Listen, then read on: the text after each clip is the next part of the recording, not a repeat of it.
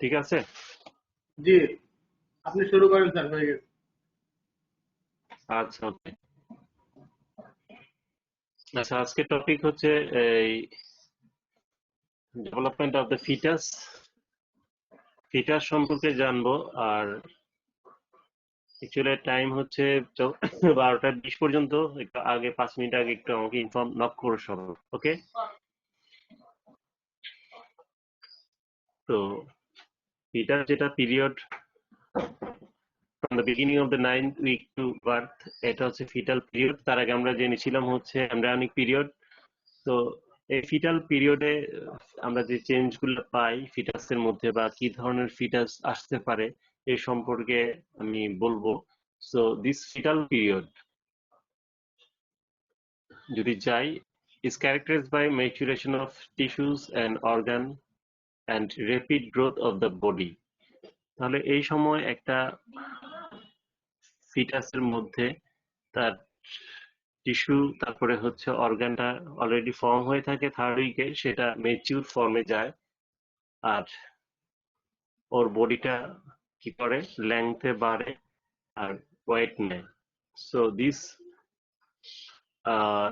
Changes takes place in fetal period. তো এই fetal পিরিয়ডটা আমরা ক্যালকুলেট করি হচ্ছে ক্রাউন রাম্প লেন্থ আর হচ্ছে ক্রাউন হিল লেন্থ দিয়ে, হচ্ছে সিটিং হাইট আর হচ্ছে স্ট্যান্ডিং হাইট, এটা দিয়ে সেন্টিমিটারে এক্সপ্রেস করা হয়। So the length of the fetus is identified by crown rump length, that is sitting height, and crown heel length, that is standing height. So this measurement actually from the vertex of the skull to the heel or পর্যন্ত এটা করা হয়। আর এ দিয়ে হচ্ছে measure করা হয়। আর তার আগে আমরা জানি যে তার আগে আমরা স্টাডিকে জেনেছিলাম সোমাইট সম্পর্কে। এই সোমাইট দিয়েও ক্যালকুলেট করা হয় যে ফিফথ উইকে সোমাইট কয়টা, তারপরে হচ্ছে এই আলটিমেটলি থার্ড উইকে কয়টা, যেটা এপিয়ার করে থার্ড উইকারে। সো এই সোমাইট যখন হয় তার পূর্বে হচ্ছে প্রি সোমাইট স্টেজ। আর আফটার এই সময়টা ফিটাল পিরিয়ডটা আমরা হচ্ছে যখন ফিটাস লেংথ বেড়ে যায় তখন ক্রাউন হিল লেংথ দিয়ে এক্সপ্রেস করি। তো এভাবে এই অংশটা আমরা জানি। তো যদি দেখি যে growth in length and weight during the fetal period, তো দেখা যাচ্ছে এইজ যখন 9 to 12 week, then crown heel length হচ্ছে 5 to 8 centimetre and weight is 10 to 45 gram. So in that way gradually weight increases 60 to 200, 250 to 250, and the age will be correspond as 17 to 20 week. That's ground rump length is 15 to 19 centimeter and weight is 250 to 450 gram.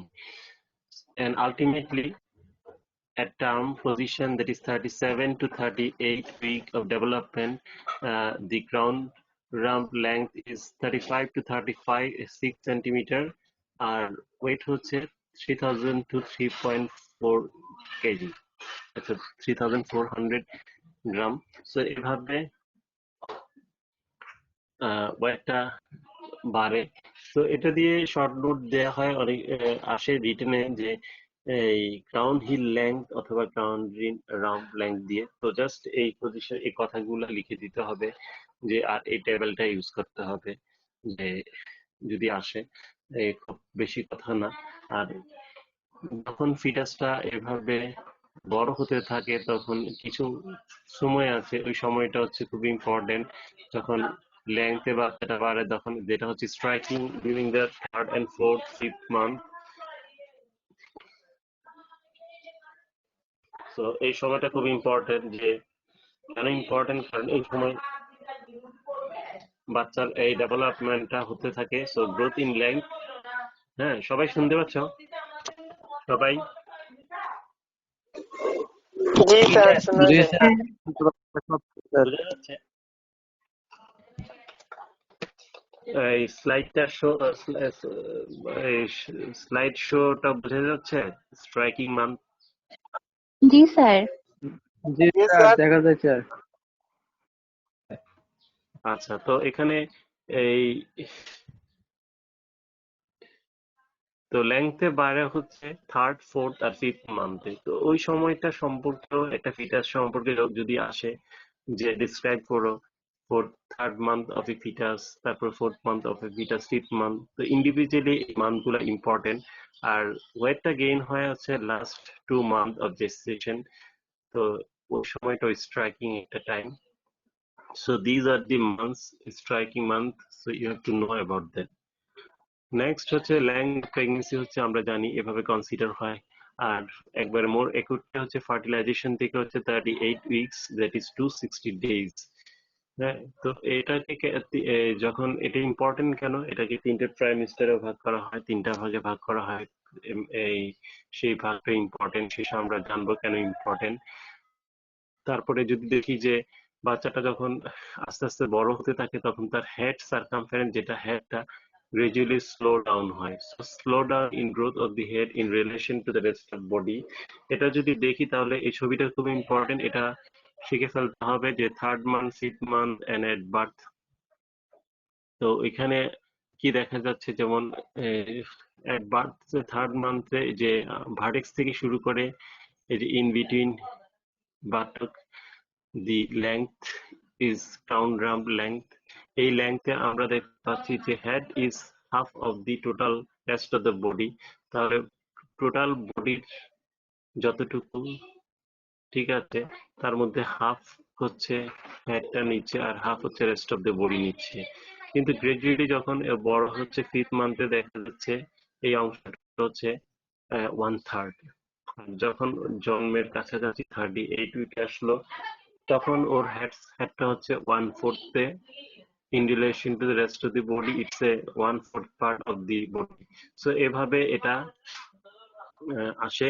তো এই যে অংশটা খুবই important. তো সেজন্য হচ্ছে head circumference important, যে slow down in growth of the head in relation to the rest of the body.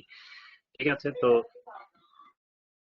এভাবে 9th উইক অফ ফিটাসে যেটা লার্জ সাইজ হেড হবে compared with that of the rest of the body. তো এখানে ছবিটা যদি আমরা খুব ভালোভাবে লক্ষ্য করি যে বাচ্চাটা কোথায় আছে, কিভাবে আছে, ওর অঙ্গ প্রত্যঙ্গগুলো কি অবস্থায় আছে, ঠোঁটটা কোথায়, নাকটা কোথায়, সেটা চিন্তা করতে হবে যে কি অবস্থায় আছে।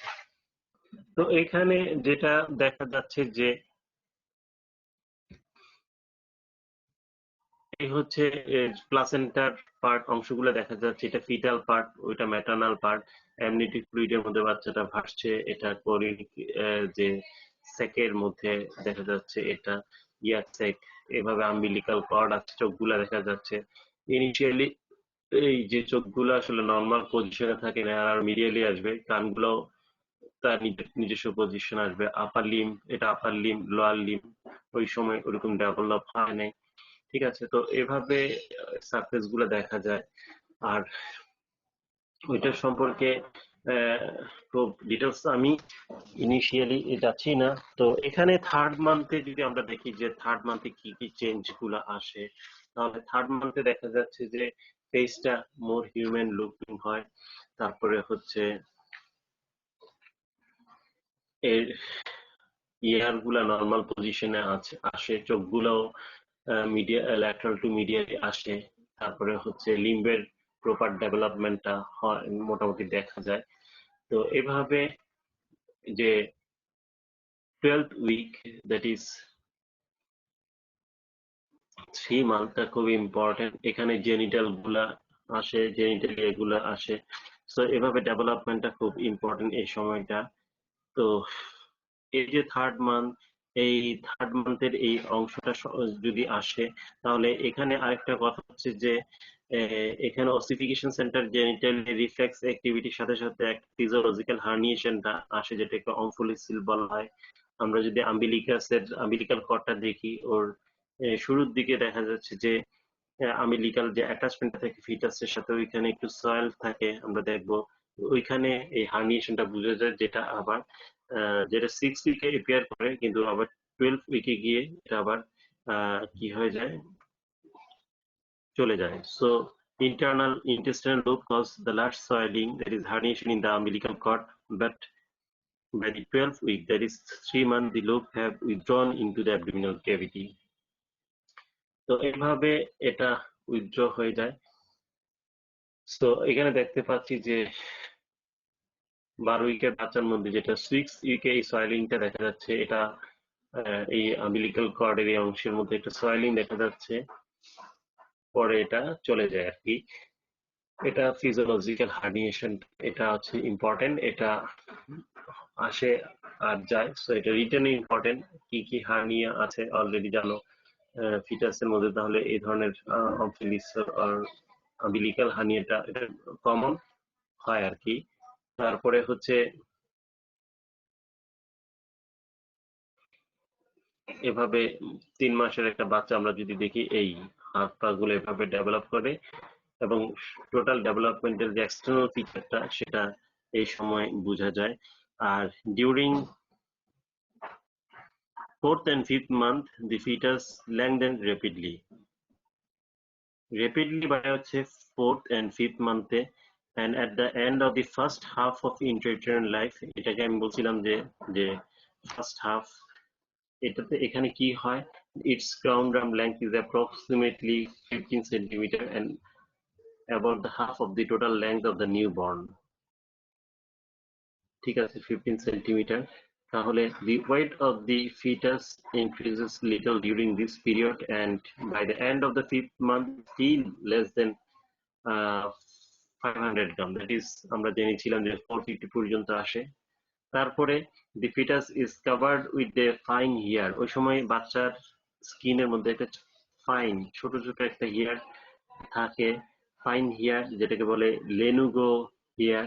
eyebrows and head hair are also visible, তাহলে আইব্রো আর চোখের মাথার মধ্যে যে চুল সেটা ওই সময় বোঝা যায়।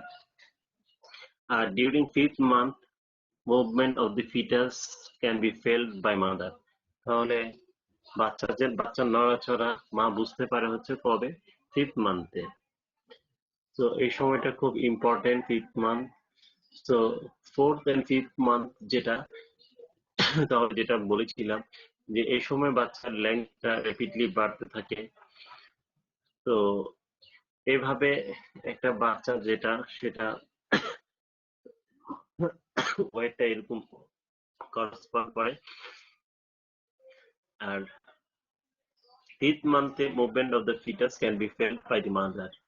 আর during second half of intrauterine life, শেষের দিকে কি হয়, weight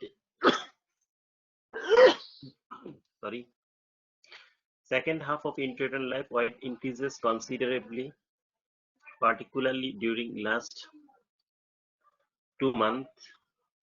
ওই সময় কি করে, when 50% of the full term weight approximately, যেটা 2000 স্যার to আচ্ছার মিনিট 3000, স্যার হ্যাঁ বোঝা যাচ্ছে। আর 4 মিনিট বাকি আছে আবার স্যার। বলো। ও আচ্ছা, ঠিক আছে, শেষ হয়ে গেলে একটু বলবা। হ্যাঁ, তাহলে এভাবে ওয়েটটা ট্রান্সমিট করে। তারপরে 6 মান্থে হচ্ছে আমরা দেখতে পাচ্ছি যে respiratory system, central nervous system এই জিনিসটা ডেভেলপ করে আর এদের মধ্যে কোঅর্ডিনেশন হয়। কিন্তু 6 মান্থের আগে যদি একটা বাচ্চা জন্ম নেয় তাহলে এটা সার্ভাইভ করে না। ঠিক আছে, রেসপিরেটরি ডিসিজ সিনড্রোম হয়। সো এটাকে ভায়াবল এজ বলা হয়। সো এই কথাটা কোশ্চেনটা আসে যে কেন ভায়াবল এজ, তাহলে এই জিনিসটা জানতে হবে। আর ওই সময় আমরা যদি দেখি তাহলে এই সমস্ত টেস্ট পার্ট এপিয়ার করে, সোয়ালিং এপিয়ার করে, রেসপিরেটরি মুভমেন্ট এপিয়ার করে, তারপরে 14 to 16 উইকে, আর সাকিং মুভমেন্ট এপিয়ার করে 24 উইকসে। আর একটা বাচ্চা তখন সাউন্ড কিন্তু সে বুঝতে পারে, আর সেন্সিটিভ টু লাইটের প্রতি সেন্সিটিভ থাকে। অ্যাকচুয়ালি এটা তখনও প্রপারলি ডেভেলপ হয় না। তো এই যে কিছু পয়েন্ট, টেস্ট পার্ট, সোয়ালিং, এগুলা, রেসপিরেটরি মুভমেন্টস, এটা কখন কোনটা এপিয়ার করে এটা জানতে হবে। তো এই অংশগুলো আমরা জানবো। আর 9 মান্থে গিয়ে আলটিমেটলি বাচ্চার অবস্থাটা এরকম হয়, সবগুলা ইয়ে করে, ক্যারেক্টার প্রোনাউন্স হয়। আর এখানে ভার্নিক্স ক্যাজিওসে একটা হচ্ছে জেলাটিনাস ফ্লুইড দিয়ে বাচ্চার পুরো শরীরটা মোড়ানো থাকে ইন্ট্রাউটেরাইন লাইফে। আর এই হচ্ছে 9 মান্থে আমরা মোটামুটি ফিচার গুলা দেখতে পাই। আর ফিটাল মেমব্রেন সম্পর্কে তো আমরা জানি এগুলা।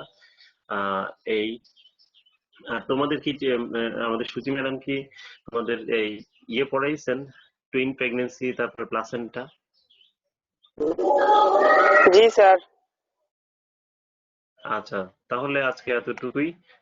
তো এখানে শেষ। সামনের ক্লাসটা আমি হয়তো গ্রস অ্যানাটমির উপরে নিব, অ্যাবডোমিন কার্ডের উপরে। ওকে, আজকে এতটুকুই। Thank you. কারো কোনো কোশ্চেন আছে, কোয়েরি কোনো ব্যাপারে? Sir, what is corpus luteum? বুঝতে পারছি না। Corpus sir Suchi ma'am luteum review ক্লাসে টুইনিং প্রেগন্যান্সি প্লাসেন্টা পড়ায় নাই, আগে পড়াইলো স্যার। মানে এর মধ্যে রিসেন্টলি পড়ায় নাই না? ও আচ্ছা, হ্যাঁ, তোমাদের তো পড়ানোর কথা না। না আচ্ছা এখন ঠিক আছে, পড়ায় আমি নাই স্যার, আমার অনলাইন নেক্সট ক্লাসে ক্লাস পড়ায় নাই। সেটাই জানতে চাচ্ছিলাম। তাহলে আমি নেক্সট ক্লাসে এটার উপরে নিব, ঠিক আছে? আর যেটা বললো যে কর্পাস লুটিয়াম অফ প্রেগন্যান্সি, গ্রেভিডেরাম, হ্যাঁ, তারপরে এগুলা আমি তো ওই যখন আগেই বলেছিলাম, ঠিক আছে? তো যাই হোক, এটা সম্পর্কে আবার আমি একটু নেক্সট ক্লাসে বলবো। আজকে তো সময় নাই, কারণ তোমাদের পরে আবার অলরেডি ফার্স্ট ইয়ার ওয়েট করছে, ওদের সাথে ওদের ক্লাস আছে। ঠিক আছে, তো আজকে এতটুকুই। ওকে, থ্যাংক ইউ। আর তোমাদের সংখ্যা তো অনেক কমে যাচ্ছে, তোমরা আসলে সবাই থাকো, ক্লাসগুলো কন্টিনিউ করো, এছাড়া তোর উপায় নাই। না হয় তোমাদেরও সমস্যা হবে, তাই না? যে কোনো সময় যে কোনো ডিক্লারেশন আসতে পারে, সেটার জন্য প্রিপেয়ার্ড থাকতে হবে। তো সবাই সুস্থ থেকে ভালো থেকো, আমাদের সবার জন্য দোয়া করো।